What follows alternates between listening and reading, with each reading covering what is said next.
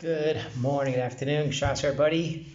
It is Chodesh Nisan, pretty exciting. I'm kind of wrapping up towards Pesach. Left Adar, now we're trying to get into Pesach.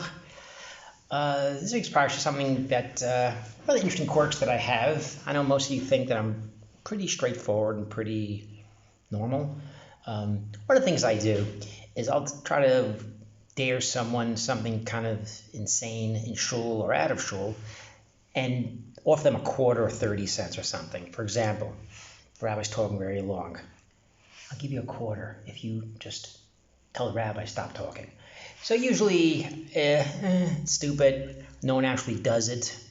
So that's kind of how it works. Or if you tell the rabbi, if you cough really loud or shut the light off in shul in the middle of Marv, I'll give you 40 cents. Okay, stupid. Do this with kids, and most of the time, only a quarter. And I'm like, wow, a quarter in my day was much more. And once in a while, a kid does it. You know what? It'd be really funny. I'll give you a quarter if you take all the chametz and hide it, and then bring it to the Seder Pesach. I'll give you 30 cents. Most of the time, they laugh at it, and once in a while, okay, stop it, don't do that. Well, this week's parsha is one of those things. The aleph in vayikra, the first word in the Sedra, is really small. So I'll probably do this tomorrow in shul. Say, I'll give you a quarter if you tell the gabbai that the Torah is puzzled because the aleph is really small. I'll probably do that tomorrow. I'll bleed ned there. But leads to the question, why is the aleph really small? Many Mefarshim talk about this. And the consensus to most of them, if you look at Rashi, Kliyakar talks about this, is that Hashem calls to Moshe, and Moshe being an Anav, I'm just a person, just a man, vayikra. Better maybe not the vayikra, just vayikra. Vayikra is a lashon of happenstance, like it speaks about by Bilam. Vayikra, Moshe's like, listen, I don't speak to Hashem all the time. Make it look like I only speak to Hashem when He calls on me. Happenstance, not all the time. But no, it's really vayikra, aleph is small. And Kliyakar picks up on this and has a long arichas in the parsha that talks about being an anav. Moshe was an anav, and the way that we approach karbanos, you have to be an anav before you bring a karban. You can't think you're going to do tshuva, bring a karban, and be mechaper if you're a balgaiva, if you don't have remorse for what you did. Even b'shogeg, especially b'shogeg. You can't bring a karban if it's b'mezid. So b'shogeg, things you do by an accident, you have to bring a karban for. You have to feel remorse.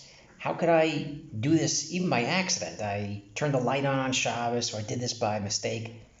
How could that be? It's terrible. And you have to really feel bad. You have charata. They play songs. The Levium play songs to sing songs that make you feel bad, so you could feel what you did was terrible.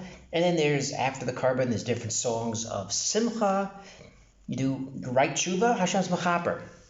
But one piece I saw that was really on left field, which I thought was pretty interesting, is Yisrael Taub, the first Modzitzer Rebbe, who lived 100 years ago, said something very interesting. The last words of last week's parsha is Chol Masehem.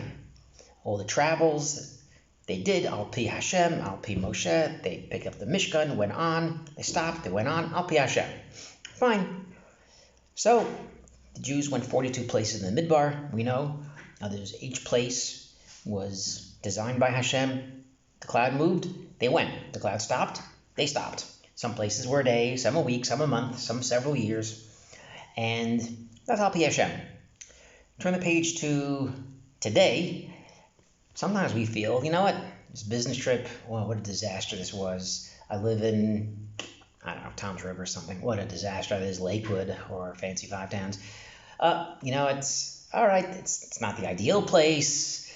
I have a business trip. I'm going to Salt Lake City or Iowa or something. All right, it's not ideal, but we got to do it. These things happen.